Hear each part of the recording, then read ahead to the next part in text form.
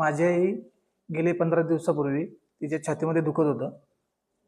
दुखल्यानंतर आम्ही तालुक्याच्या दवाखान्यामध्ये गेल्यानंतर डॉक्टरांचं उपचार केल्यानंतर आम्हाला समजलं की तिच्या छातीमध्ये ब्लॉकेज आहेत. ब्लॉकेज असल्यामुळे आमचे नातेवाईक प्रवीण साळुंके डॉक्टर यांच्या सल्ल्यानुसार आम्ही प्रकाश हॉस्पिटलमध्ये आलो. तिथे आल्यानंतर आम्हाला काही टेस्ट घेतल्यानंतर समजलं की 2 प्रकारच्या ब्लॉकेज आहेत. ब्लॉकेज असल्यामुळं एन्जिओग्राफी करून एन्जिओप्लास्टी करण्याची गरज होती. आमच्या मालकिनीचं माझ्या राशन कार्डात नाव होतं, पण ती ह्याला ऑनलाईनला दिसत नव्हतं. म्हणून ती राशन कार्ड आम्ही मुंबई शहरात राशनच्या दुकानात आणायला गेलो. तिथं सांगितलं की ते मिळत नाही, महिन्याने भेटणार. मग तिथनं परत आलो, तिने सांगितलं. मग तिथं आल्यावर अमोल सरांनी आणि आम्हाला संजय पाटलांनी आम्हाला मदत केली.